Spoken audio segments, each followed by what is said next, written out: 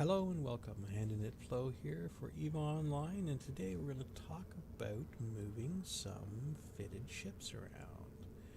Now, the ship you're seeing in the hangar here today is called a Bowhead, and it is a very big, specialized freighter. It takes quite a few days to train into. Not sure how long, I'm going to say a few months, because there's a bunch of things. Even on this character, I have not trained all the way into all the bits and pieces on it, but it can still fly it and move the stuff around. And just to give you an idea of relative size here, I will show you what a frigate looks like. So we'll jump into our Vigil here. Yes, Vigil. Get the ship name right. And show you, if you look in the hangar here, I'll zoom out. Okay, see how relatively small that is around the landing zone here? You can get an idea of the size there. Now let's switch back over to the Bowhead.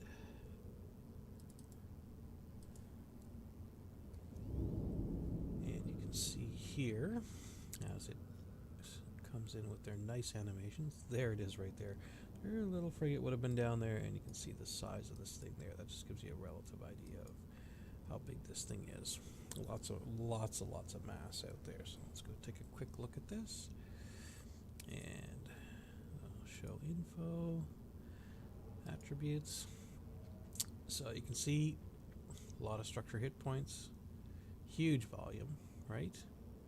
17 million square meters makes it a huge thing. Again, slow warp speed, slow velocity, but that's normal. But here's the interesting thing. Ship maintenance bay, 1.7 million cubic meters. Now, why is that important? Now, let's look at it in here. So you have here where you have, look at that, you only really have 2,309 cubic meters to take normal items and cargo. So it's really pretty small. It's kind of like a regular transport or deep space transport or something like that. Fairly small. If you go into the ship maintenance bay, 1.7 million. That's huge. But what you can't do is you can't put, I don't have any items here to show you. I should have prepped that. I can't put a regular item into the ship maintenance bay. It's a very specialized one. The reverse is the same. I cannot put a fitted ship, right? There's not enough space, but it doesn't matter.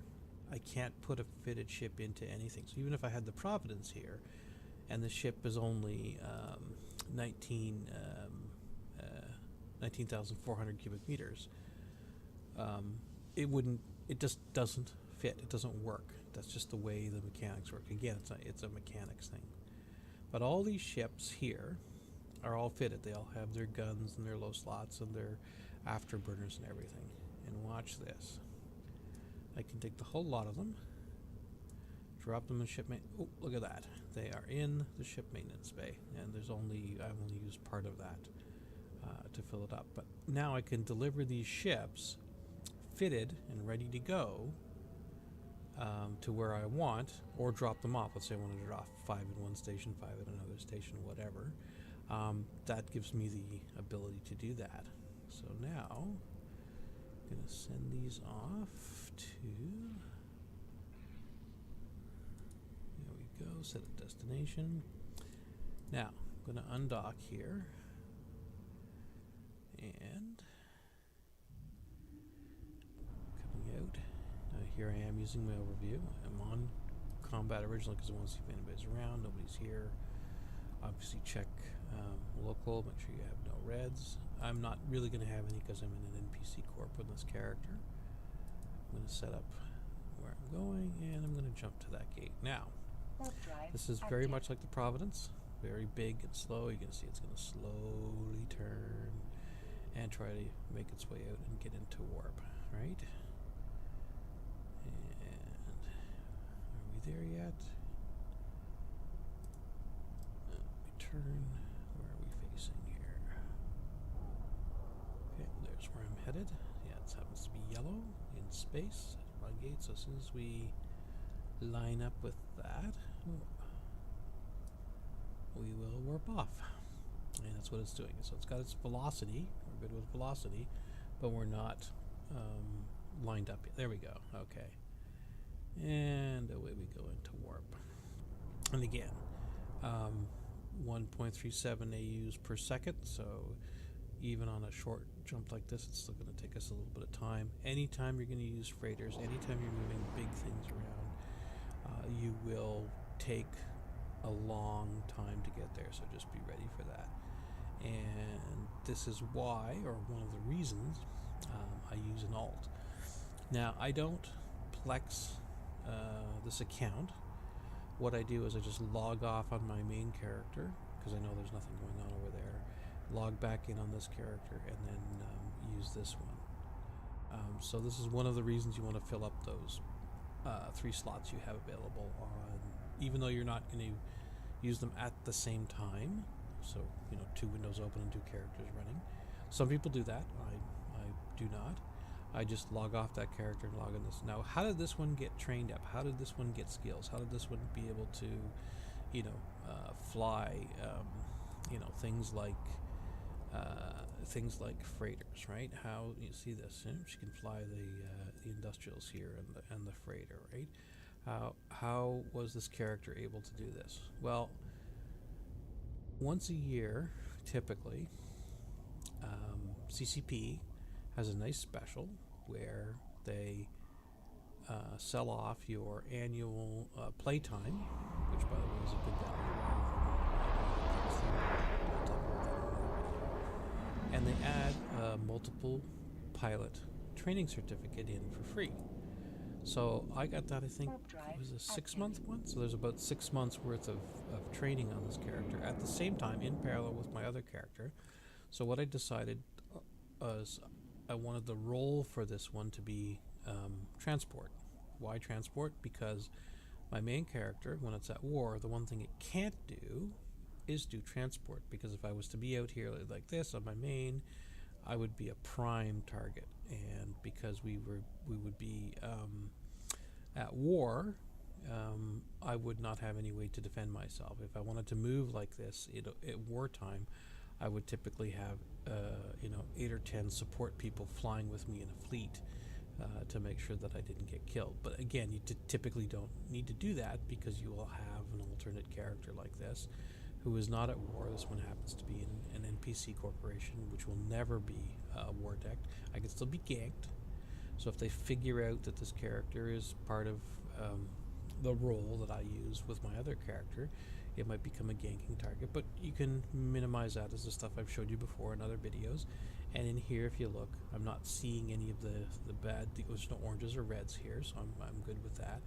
And another thing, which is interesting, if you look at time zones, and you're not going to see this, but I just popped it up. So if I look at, there's only 33,000 people concurrently online right now, and earlier in the morning, about 2 or 3 hours ago, when I first started up, that was typically around 22 to 25,000.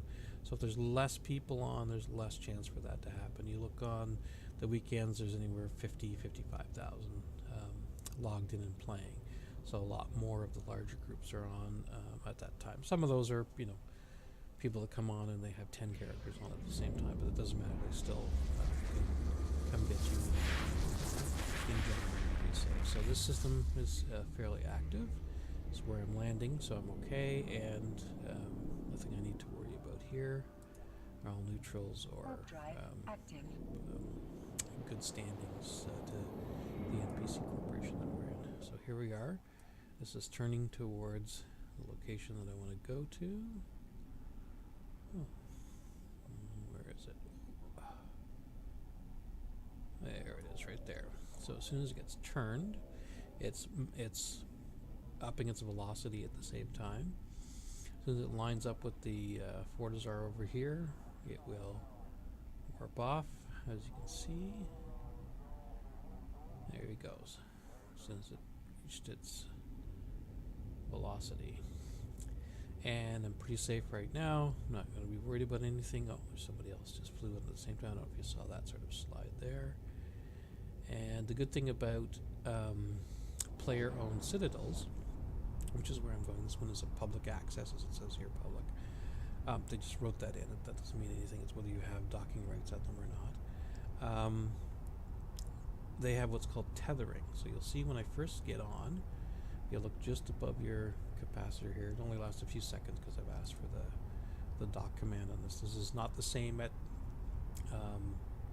non-player controlled, non-player character stations like Jita, where I typically hang out and buy and sell stuff. This one is a Fortizar, and you watch as I land. You'll see a little thing pop up here. Whoops. Try not to cover it up. And you'll see a little bit of a thing on the ship here. So right now, see it's repping me, this little thing. See it's right here, tethered. And right now, nobody can shoot at me because I'm being repped by the station itself. So that's kind of handy for making it a little bit safer. That's why you don't really need instant docks and undocks when you're dealing with citadels or any of the engineering complexes, as long as you have rights to dock there. So typically, if this was my first run to this station, I would probably have brought a smaller ship and verified that I could dock, because if I got any kind of trouble, it's less of a loss on the smaller ship, or I can just turn around and warp off before they could shoot at me or do anything to me, and I wouldn't have any kind of big loss. So I'd always double check that before I have a landing. If I had any problems with that, I just could land at a or dock at a NPC station and be fine, which there typically is at least one in most systems. Not all the time, but generally there is, and those are some things you can look at. So anyways, this is the Bowhead. Interesting specialized ship, and again, unless you're actually going to run a lot, and physics says no, I don't know why. Okay, I don't know why I'm getting that error. Okay, just trying to move these into ship hangar. Okay, you get weird errors like that sometimes.